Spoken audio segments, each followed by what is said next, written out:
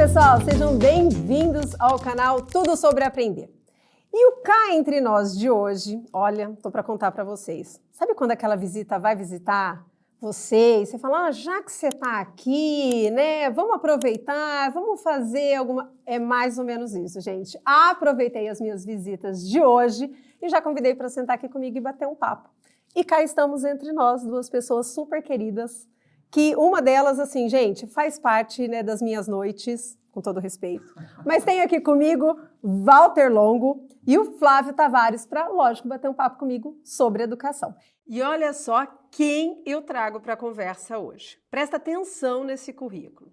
Publicitário, empreendedor digital, palestrante e administrador de empresas com MBA na Universidade da Califórnia. Já atuou como presidente do Grupo Abril e mentor de estratégia e inovação do Grupo Nilcon. Já ocupou diversos cargos de diretoria em grandes agências e grupos de comunicação, conquistando inúmeros prêmios, entre eles 4 vezes profissional do ano do Prêmio Caboré. Atualmente é sócio-diretor da Unimark Comunicação e sócio da Upper. Com vocês, Walter Longo. E aqui comigo, também eu trago para a conversa Flávio Tavares, que é referência em mobilidade, tecnologia e propósito, é sócio da Upper The Education System, esteve por 10 anos à frente do marketing de uma das mais relevantes empresas de tecnologia da América Latina, além de ser idealizador do Welcome Tomorrow, o maior evento de mobilidade, tecnologia e propósito do mundo, realizando mais de 350 palestras. É também mentor de startups e escreve artigos no LinkedIn sobre tecnologia, tempo e vida. Ganhou o prêmio de influenciador para a mobilidade sustentável no Brasil. Muito obrigada pela participação de vocês aqui comigo hoje. E agora eu vou começar com uma provocação. O Flávio tá me olhando, gente, que ele duvida que eu sou apresentadora de verdade. Aí ele fica rindo de mim, mas eu vou mostrar para ele que eu sou, que eu fiz a minha lição de casa. Então eu vou começar com você, tá? Pra você depois me avaliar com uma nota boa. Eu quero começar falando sobre aprendizado. Olha só, no nosso canal, que chama Tudo Sobre Aprender, pois a gente entende que o que nos leva adiante é o aprendizado. É a forma como a gente aprende, é a forma como a gente ensina. E nos deparamos hoje com milhares de infoprodutores, tá? Entre as empresas e gurus e tudo mais. Aí eu quero ouvir de você qual é a diferença entre disseminar o conhecimento e educar, em promover o aprendizado. E aí, o que você pensa a respeito? Muito bom. Primeiro eu quero falar que eu estava sorrindo admirado de ver você apresentando. Conquistei o coração dele. Muito bem ali como apresentadora. Eu sou pai de 5 filhos, né? Então o aprendizado em casa é uma coisa muito importante, entender essa dinâmica de como é que as pessoas aprendem. Dentro da Upper, a empresa que eu fundei junto com o Walter Longo, a gente leva muito a sério uma tese que é um estudo americano que diz que no aprendizado 20% é conhecimento, 30% é relacionamento e 70% na verdade é experiência, sim. 10% conhecimento e 20% são relacionamentos que você constrói ao longo da jornada. Então, quando você vai para os infoprodutos na internet, ele ainda tem duas teses que ele segue. O aspiracional, então eu preciso mostrar riqueza, dinheiro, avião, carro, uma vida que as pessoas desejem ter, e aí elas se sentem provocadas. E exclusivamente conhecimento, porque ele vai produzir alguns textos lá que representa 10% do aprendizado.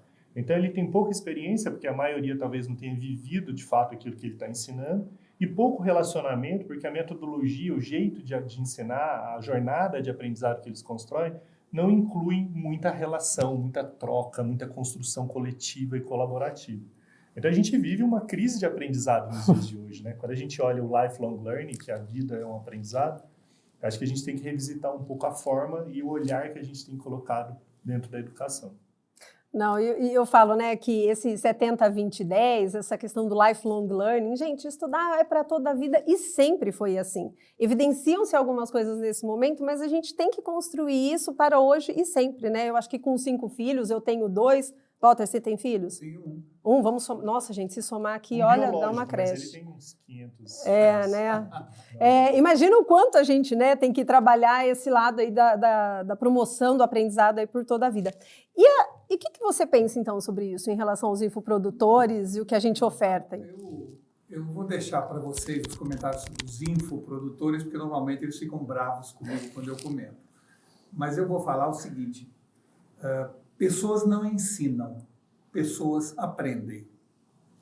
E só aprendem na hora e do jeito que quiserem. Você pode tentar ensinar qualquer pessoa, se não houver o germe da curiosidade e do interesse, muito difícil a pessoa aprender. Você até vai ensinar, mas ele não vai aprender. Então, eu acredito muito que nós vamos ter que fazer um gigantesco esforço, tanto dentro das empresas quanto dentro das escolas, no sentido de resgatar a curiosidade que desaparece ano a ano de forma alarmante.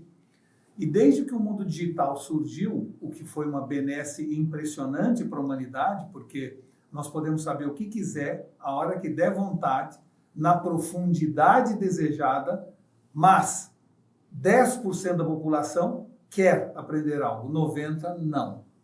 Então, de certa maneira, o mundo digital dividiu o mundo em dois grupos. Um pequeno grupo de curiosos que estão se esbaldando pelo conhecimento e 90% de descuriosos que acham que quando precisar da informação, está lá no Google, está lá na rede social, em algum lugar.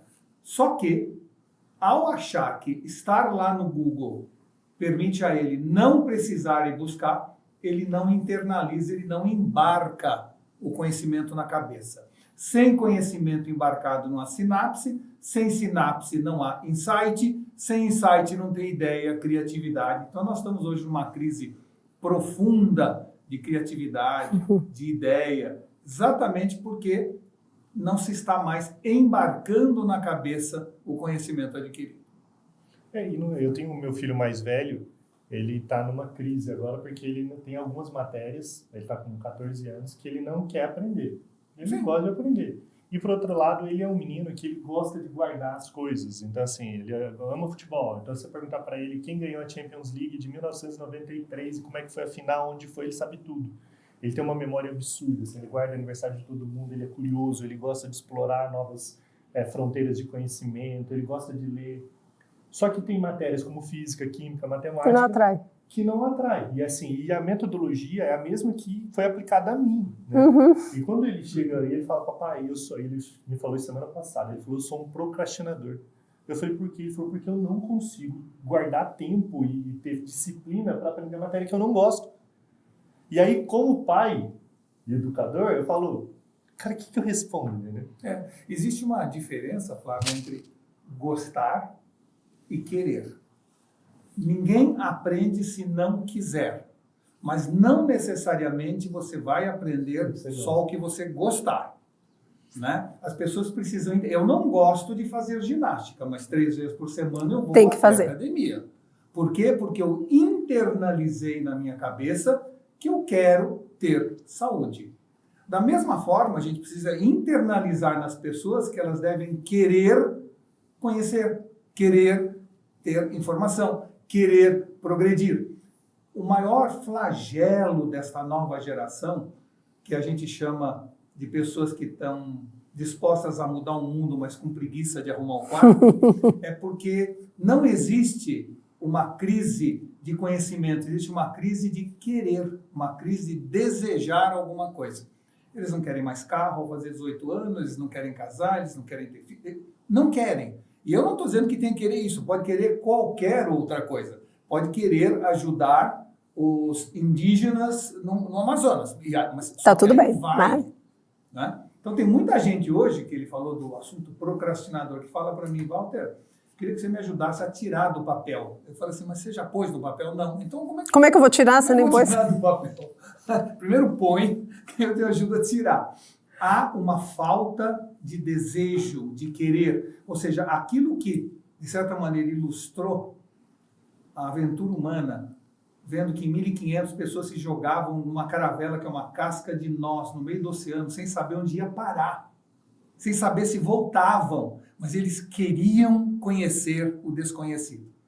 Quando você vê que no século XVII, na Inglaterra, pessoas compravam bilhete de loteria para ter uma semana de acesso à biblioteca e à Academia de Ciências de Londres. Ou seja, você comprava um bilhete de loteria para saber, você queria saber. Hoje a gente tem uma biblioteca de Alexandria no nosso bolso e ninguém quer saber nada. Então, o querer é o que tem que retornar à natureza humana. E o querer trará a curiosidade que é fundamental para as pessoas aprenderem. E um ponto legal, assim, que eu até queria ouvir vocês, foge um pouquinho da minha ordem aqui do script, mas é o quanto também o conhecimento está raso, né? Então, basta uma leitura ali, as pessoas já acham que tem condições de, às vezes, ter um domínio daquele assunto, né? Eu até quero ouvir vocês, eu acho que o infoprodutor, também não vou entrar nesse viés, mas o quanto está muito superficial o acesso à informação, ao conhecimento, e o quanto se está achando que isso basta. Então, eu queria te ouvir, Flávio, nesse sentido, assim, o que você pensa enfim, a tua visão em relação a esse conhecimento raso. Não é que o conhecimento está raso, acho que a gente vive a era do conhecimento, né? Assim, nunca na história da humanidade a gente teve acesso a tantos conteúdos na profundidade que a gente quiser como a gente tem agora. O que estão rasas são as pessoas.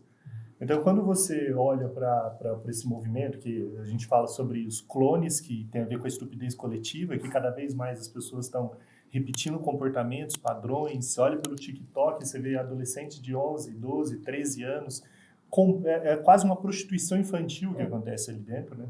E aí você vê o efeito manada, todo mundo seguindo isso daí.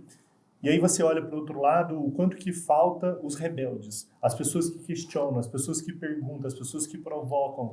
Você olha a inteligência artificial, chegou o ChatGPT e ele ali, você tem acesso a tudo. Sabe, eu estava ontem falando com um amigo, ele está começando a querer escrever um livro. Você já usou o ChatGPT como fonte de pesquisa? Ele falou, não. Eu falei, qual que é a tese? Ele falou, eu comecei a perguntar.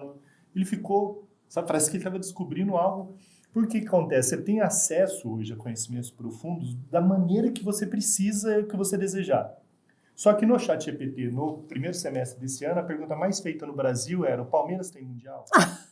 Coitado do ChatGPT, tá ferrado. Porque eles queriam trazer essa resposta para fazer brincadeira, piada. Falar, tá vendo? Nem o ChatGPT sabe que o Palmeiras não tem Mundial e tal. Então a gente vive um processo hoje de indigência cognitiva. O Brasil é o país que mais consome redes sociais no planeta Terra. Cada vez mais a gente está conectado a isso. Cada vez mais a gente está espelhando a nossa vida, a vida de outros, de gurus, de infoprodutores e disso. E a gente está perdendo a nossa autoralidade, a nossa originalidade, aquilo que é genuíno em nós. E aí perdendo, como o Walter diz, a nossa curiosidade. Né? Nietzsche fala sobre esse conceito da vontade, da potência. Assim, para Nietzsche, a potência da vida é a vontade. Sabe? Quanto mais vontade eu tenho, e eu gosto de traduzir o conceito de vontade para curiosidade. Porque quanto mais vontade eu tenho de viver, quanto mais vontade eu tenho, eu sou curioso. Eu quero aprender sobre as coisas, eu quero conhecer pessoas, eu quero desbravar novas coisas. Despertar, né, para algo novo. A gente está agora com esse projeto novo que é o Entre Mundos e vai gerando vontade de potência em nós, porque a gente quer muito fazer um projeto de reconectar mundos que até então não se conversam e a gente vai explorando novas iniciativas porque isso nos move do ponto de vista de curiosidade, desse espírito desbravador. Só que quando você vai vendo a indigência cognitiva e as pessoas cada vez mais massificadas pelo algoritmo, fica muito difícil explorar todo o conhecimento que está disponível na medida que ele deveria ser explorado. Então, mas é o conhecimento disponível ou a informação? Eu posso te falar que tem conhecimento disponível, ainda mais com a inteligência artificial, né? O Walter fez uma pesquisa quando começou esse movimento da inteligência artificial pedindo para... Estou fazendo spoiler para ele aqui, do que ele poderia falar. Mas o Walter tem tanta coisa para falar que é bom falar o que ele fala e isso gera mais conteúdo ainda. O Walter fez uma pesquisa no ChatGPT pedindo para fazer uma comparação entre o budismo e as obras de Shakespeare. Então, ele que é um conhecimento, certo? Ele pediu para ele fazer uma tese sobre isso. E aí, 30 páginas sobre o tema, e o Walter disse que quando leu, ele ficou arrepiado ao terminar de ler. Então, tem conhecimento ali. O problema é que, se você não tiver vontade, curiosidade, não saber elaborar mais as perguntas, não quiser ir na profundidade que o digital te oferece hoje de conhecimento, você não vai ter. Então... Por isso que eu falo, às vezes a gente precisa até ter o conhecimento para poder saber o que perguntar, senão vai ser raso e saber se o Palmeiras tem mundial, coisa, né? assim, toda vez que a gente fala sobre profundidade, quem tá vendo, então a gente precisava ter o TikTok dos filósofos. E o Walter é um pouco assim, eu acho que a gente aprende na futilidade, entende? Eu não tô falando que a gente tem que ter uma vida... Não. Eu tô lá zapeando o meu Instagram, hoje mesmo eu pensei isso, eu falei, cara, por que eu sigo esses caras que só falam bobagem ainda? Mas na bobagem deles, pela minha curiosidade, pela minha vontade de produzir sinapses, isso ainda gera aprendizado em mim. E mesmo que seja um aprendizado num reflexo negativo. Então aquilo está me gerando um conhecimento prático de olhar aquilo e falar, puxa vida, não é isso que eu gostaria que os meus filhos ensinassem, eu produzisse, elaborasse alguma ideia sobre aquilo que eu fui impactado.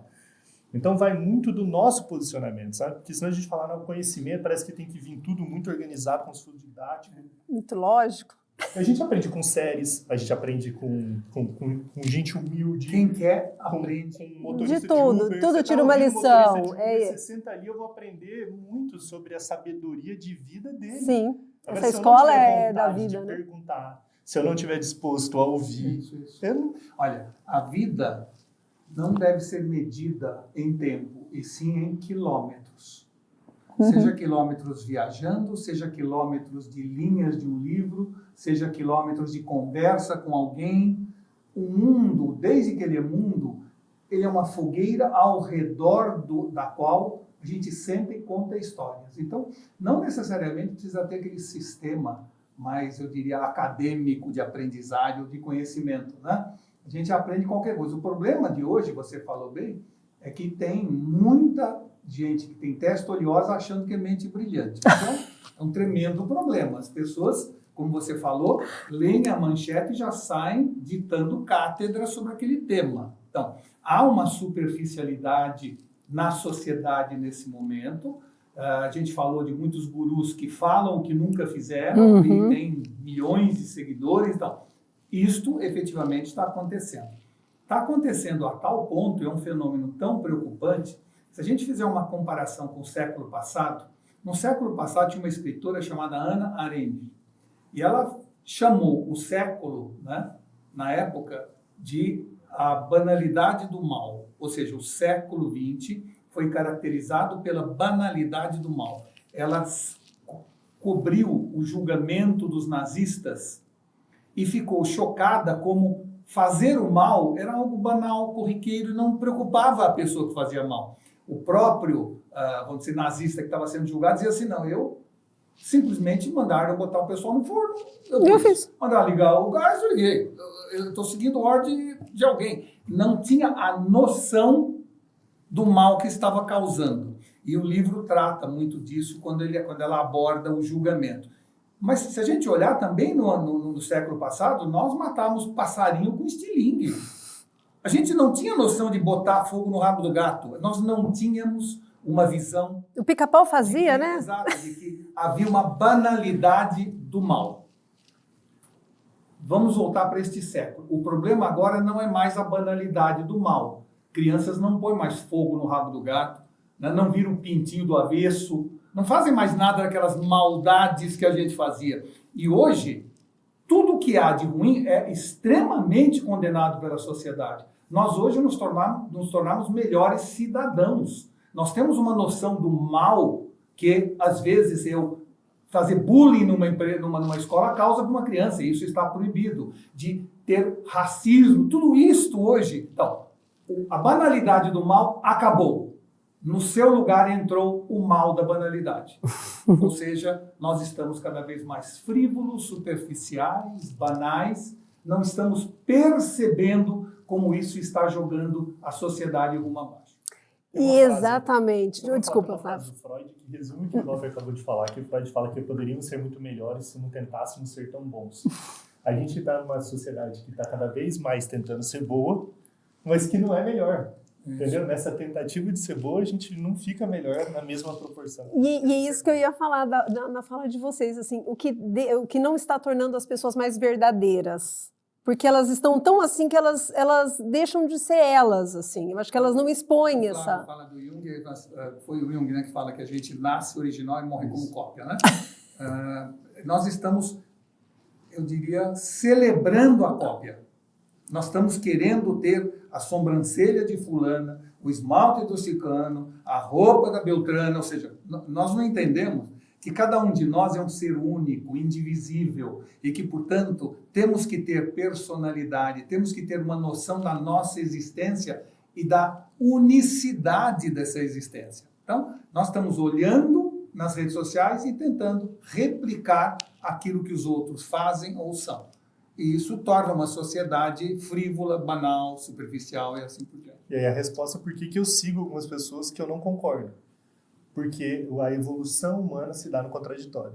Ela se dá em eu aprender com o diferente. Então, mesmo que eu esteja vendo alguma coisa que, em tese, eu falo, pô, isso não tem absolutamente a ver comigo, eu preciso tentar olhar a vida na perspectiva dessa pessoa, para que amplifique a minha compreensão sobre Você não terá empatia se você ler, assistir e ver só o que lhe interessa. Exato, viver só no seu mundo. Eu assisto muito programa que me irrita profundamente, mas aquele programa tem audiência. Tem pessoas que também... Eu me sinto interessado e curioso para ver o que aquele programa de TV leva para aquelas pessoas.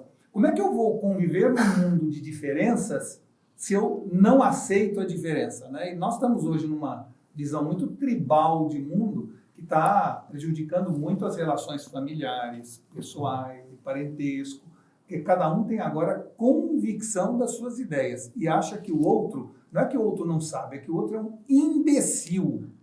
Eu antigamente julgava alguém na sua ignorância sobre a minha ótica com pena, agora eu olho com raiva. E isso é perigoso para a sociedade.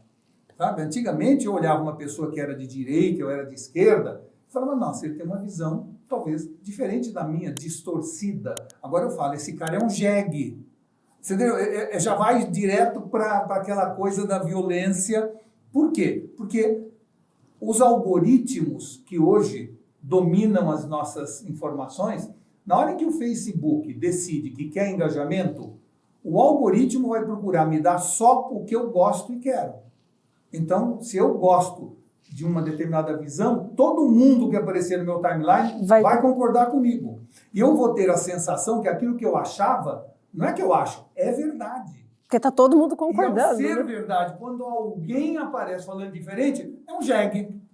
E eu já parto para a ignorância. Então, a sociedade tribalizada nesse momento é um reforço da burrice que está tomando conta da indigência cognitiva que está tomando conta da sociedade. Olha, gente, eu acho que assim, em poucos minutos eu dei volta ao mundo, porque olha, andei quilômetros.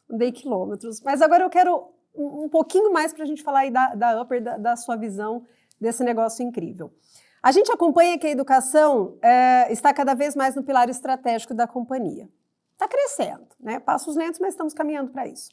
Muitas delas ainda estão olhando da porta para dentro. E tá bom também, favorece aqui, ok. Mas diante das agendas do ESG, a educação é algo que pode apoiar e muito as questões da porta para fora também. Eu acho que não só ESG, mas a forma como a gente se relaciona, né? E com esse olhar, vocês trazem a Upper com o conceito dessa marca educadora. E aí eu quero que você conte um pouco para a gente isso, vocês dois, né? Dessa marca que eu aprendi a respeitar. Você já era uma fãzona, né? Você, putz, super respeitoso e tenho certeza que a gente vai construir uma relação entre mundos, né? E aí eu queria que você contasse isso pra gente, vocês dois. Vai. Para o ímpar. A Upper é uma tese, né? E uma tese do Walter, que é o conceito de education, né? O education é como que a gente integra o movimento da publicidade, o poder da publicidade com o propósito da educação. Só que, e aí, o que a gente falou aqui é de tudo é pano de fundo para a Upper, porque tudo que a gente está falando aqui é que a palavra educação ela já é desconstruída. Então, quando a gente pensa numa empresa que educa, numa empresa que ensina, numa empresa que usa a educação como ferramenta, a gente já tem que desconstruir o conceito do que é a educação, de quais são os meios que ela usa para poder fazer isso, né? A gente fala que escrever livro é uma forma de educar, fazer evento é uma forma de educar, tem tantas formas. Podcast, que a gente está aqui, é uma forma de educar e as pessoas estão aprendendo o tempo inteiro. Então, multiplicou a forma que você olha para a educação. E não é, então, a maneira formal. Só que, do outro lado, a gente falou também sobre os gurus, aí, os infoprodutores da internet. Cada vez mais há um conflito entre a educação formal e a educação livre, porque todo mundo hoje, através do digital, pode pegar uma plataforma e falar, eu sei ensinar sobre tráfego, sobre marketing digital, sobre psicologia infantil. E aí ele vai lá, pega o conteúdo e ensina. Quando a gente começa a olhar para as marcas elas construíram reputação, elas construíram credibilidade, elas construíram produtos, elas construíram muita coisa, e que ao mesmo tempo ela não está usando isso na mesma medida que esses jovens de 19 anos estão fazendo um infoproduto.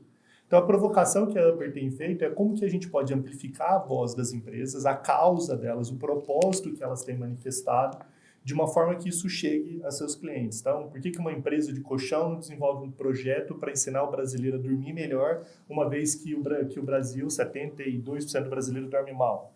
Por que uma empresa de maquiagem ela não pode montar um curso de maquiadora para formar novos maquiadores, uma vez que a gente tem um sério problema de inclusão social, de geração de renda, ainda mais no aspecto feminino, né, que ainda passam por situações de opressão em casamento, em relacionamentos abusivos.